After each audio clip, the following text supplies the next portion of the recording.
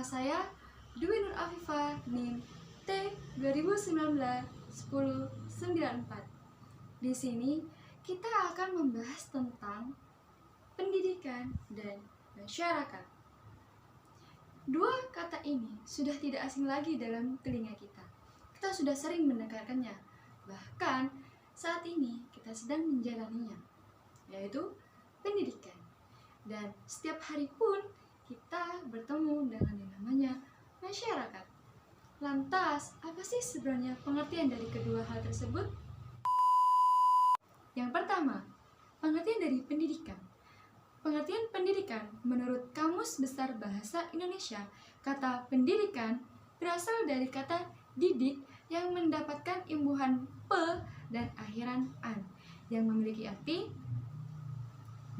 sebuah usaha sadar yang dilakukan oleh seseorang ataupun sekelompok orang dalam usaha mendewasakan manusia melalui pengajaran dan pelatihan. Kemudian, apa sih masyarakat itu?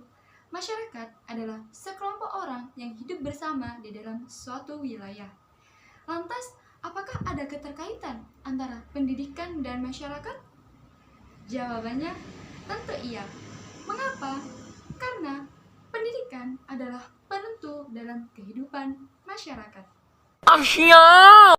Sekolah merupakan suatu pendidikan formal yang mengasah intelektual seorang peserta didik, di mana dia dikembangkan potensinya, pemikirannya, diberikan suatu kecerdasan ilmu kepada dirinya. Nah, fungsi dari sekolah itu sendiri yang pertama yaitu untuk memperbaiki nasib. Mengapa demikian? Karena segala pekerjaan apapun itu, termasuk buruh sekalipun, itu pasti membutuhkan ilmu. Misalnya, penjahit memerlukan ilmu menjahit yang benar. Kemudian petani juga ada ilmunya, bagaimana menanam dengan baik, kemudian bagaimana mendapatkan hasil yang optimal, dan lain-lain. Itu mengapa ada suatu kiasan, semakin baik pendidikan seseorang, maka semakin baik pula taraf hidupnya. Yang kedua, yaitu untuk mengembangkan potensi yang ada di dalam diri seseorang. Nah, melalui sekolah inilah merupakan jalan ataupun dorongan yang akan mengembangkan potensi yang tersimpan dalam diri seseorang, sehingga kesempatan itu akan dapat terus diasah sehingga bisa menjadi bakat dan bermanfaat untuk dirinya dan orang lain. Yang ketiga, yaitu memberikan pengajaran, memberikan informasi, memberikan suatu ilmu untuk mencerdaskan generasi-generasi penerus bangsa.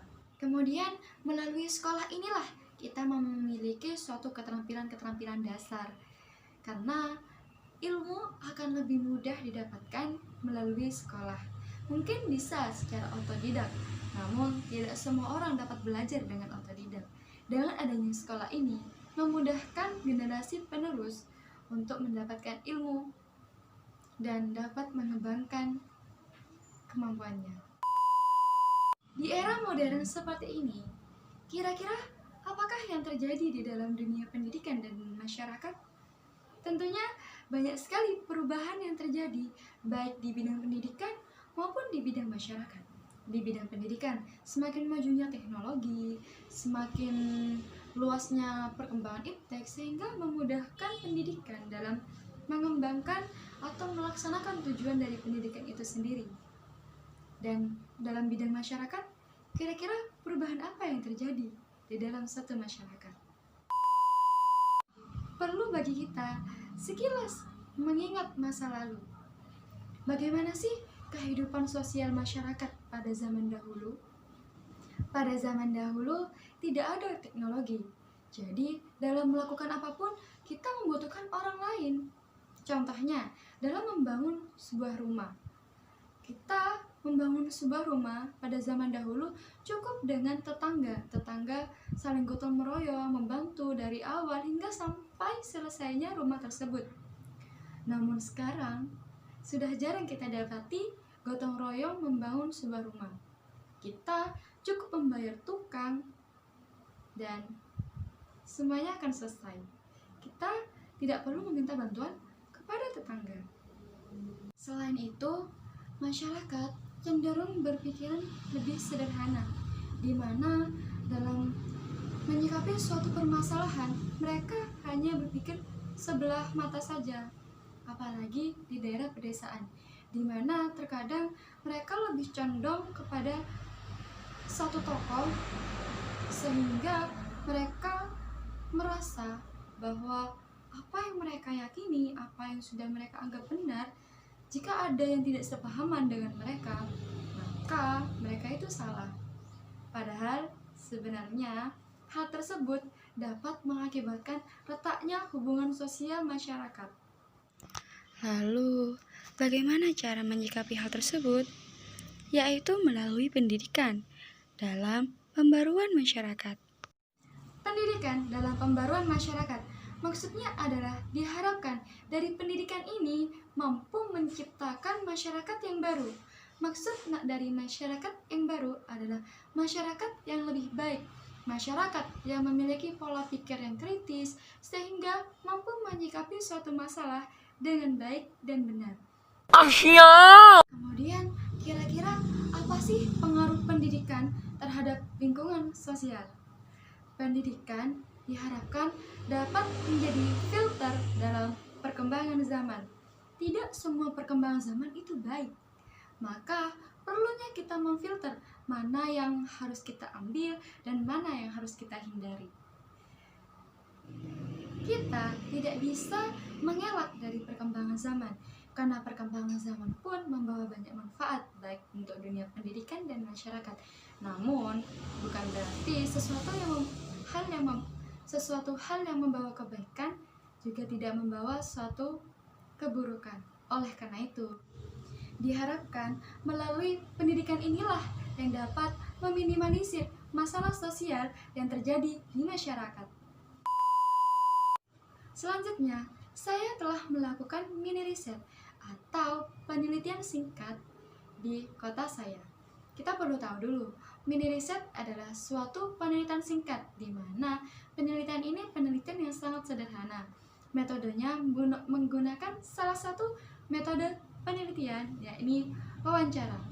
Di sini, saya mewawancarai beberapa tenaga pendidik yang ada di kota Situbondo. Tujuannya agar kita bisa mengetahui bagaimana sih kondisi pendidikan yang ada di kota Situbondo dan bagaimana kondisi masyarakat di Situbondo dan bagaimana fakta atau yang terjadi di dunia pendidikan dan masyarakat yang ada di kota Situbondo.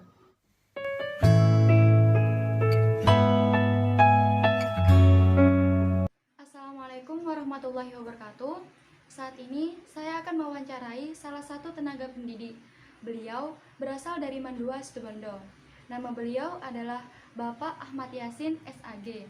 Beliau mengajar mata pelajaran fikih dan sudah lama mengajar di Mandua, Situbondo. Assalamualaikum Bapak. Waalaikumsalam warahmatullahi wabarakatuh. Bagaimana kabarnya? Alhamdulillah baik. Alhamdulillah, semoga selalu. Kabarmu juga bagaimana? Alhamdulillah baik juga Bapak, dan semoga selalu dalam lindungan Allah Subhanahu wa taala. Amin amin. Sebelumnya saya mengucapkan terima kasih atas kesempatannya telah berkenan menjadi narasumber saya saat ini untuk membahas mengenai pendidikan dan masyarakat.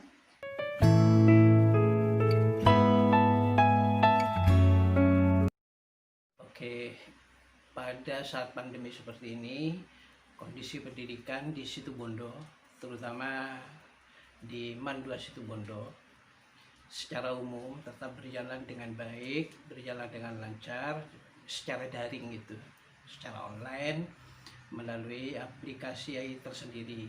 Ada aplikasi tersendiri yang dipakai untuk melaksanakan KBM. Kemudian dari aplikasi tersebut, alhamdulillah KBM berjalan dengan baik, dengan lancar, walaupun banyak kendala. Kendalanya banyak, yang terutama sekali adalah kendala dari pulsa, paketannya siswa. terkadang siswa terkendala dari paketan itu karena sebagian besar siswa kita, siswa kami di MAN 2 terutama, dan juga sebagian besar siswa secara umum di Situbondo itu berasal dari keluarga yang ekonominya menengah ke bawah. Jadi itu kendalanya di sana. Di samping juga ada kendala terkadang beberapa siswa tertentu itu males ada paketan tapi mereka males untuk mengikuti pelajaran daring. Itu kendalanya di situ. Tapi secara umum alhamdulillah tetap berjalan dengan baik. Gitu. Kalau keadaan sosial masyarakat Situbondo, saya rasa ini ya, walaupun sebagian besar sudah baik, terutama di kota-kota itu sudah sosialnya saya rasa sudah bagus, tetapi beberapa masyarakat terutama di pedesaan itu masih masih ada, bahkan lumayan banyak yang masih terlalu fanatis kepada satu orang tokoh gitu. Saking dari fanatisnya kepada satu orang tokoh tersebut, lantas dia menyalahkan, bahkan menyepelekan, meremehkan tokoh yang lain yang mestinya mereka juga hormati gitu. Jadi masih ada yang seperti itu gitu. Kalau yang membedakan Membedakan antara mereka yang berpendidikan dengan yang tidak. Iya. Ya, kalau mereka yang berpendidikan biasanya seperti yang saya katakan tadi masih banyak yang fanatis. Kalau mereka yang sudah berpendidikan, katakanlah berpendidikannya sudah cukup ya, berpendidikan tinggi, insya Allah tidak seperti itu lagi, tidak fanatis pada satu tokoh. Walaupun dia mengidolakan tokoh tersebut, tapi dia tidak kemudian menyalahkan atau menyepelekan, meremehkan tokoh lainnya. Biasanya seperti itu. Lah, mereka-mereka yang fanatis pada seorang tokoh, kemudian menyepelekan, meremehkan tokoh yang lain, itu biasanya pendidikannya masih rendah. Biasanya seperti itu. Yang saya tahu, kenyataannya memang seperti itu di sini. Bahkan kalau boleh saya contohkan pada diri saya sendiri, ya mungkin saya bukan orang yang berpendidikan tinggi ya, tapi saya bisa memposisikan diri saya. Saya dulu kan mencari ilmunya, menimba ilmunya itu di pondok pesantren Zainul Hasan Genggong.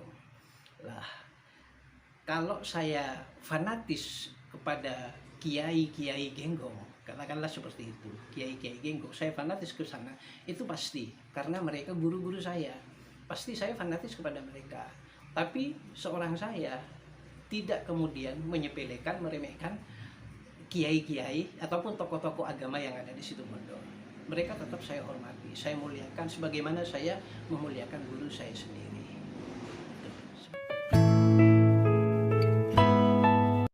Kalau menurut pemikiran saya pasti bisa. Karena semakin tinggi pendidikan seseorang, dia akan semakin mampu, semakin bisa memposisikan dirinya di masyarakat. Sehingga dia bisa menjadi masyarakat yang lebih baik. Bahkan bisa memberikan contoh, bisa memberikan teladan kepada yang lain. Itu. Jadi kalau menurut pikiran saya, semakin tinggi pendidikan seseorang, dia akan semakin bisa memposisikan dirinya di masyarakat. Sehingga dia menjadi lebih baik. Gitu. Baik Bapak, terima kasih atas ilmunya, kemudian waktunya telah berkenan menjadi wawancara untuk melaksanakan wawancara ini. Semoga ilmu ini bisa bermanfaat untuk kita semua, baik untuk saya dan teman-teman sekalian. Ya, sama-sama. Saya juga terima kasih karena saya sudah dipercaya sebagai narasumber. Begitu. Ya, kalau ada kesalahan, ada kekeliruan, kehilafan, saya mohon maaf ya sebesar-besarnya. Ya Bapak, terima kasih. Saya juga mohon maaf atas kekurangan saya, baik kesalahan yang disengaja ataupun tidak disengaja. Kurang lebihnya saya mohon maaf. Wassalamualaikum warahmatullahi wabarakatuh. Terima kasih Bapak. Waalaikumsalam warahmatullahi wabarakatuh. Bismillahirrahmanirrahim. Assalamualaikum warahmatullahi wabarakatuh. Saat ini saya akan melakukan wawancara terhadap salah satu seorang tenaga pendidik di MAN 2 Situbondo. Nama beliau adalah Bapak Faisal Amin SAG dan beliau mengajar mata pelajaran Al-Quran Hadis dan Akidah Akhlak.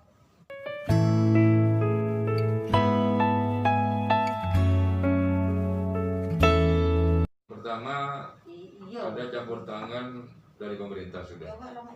Yang jelas siswa di sekolah kami itu sudah mendapatkan bantuan berupa paket data kepada siswa.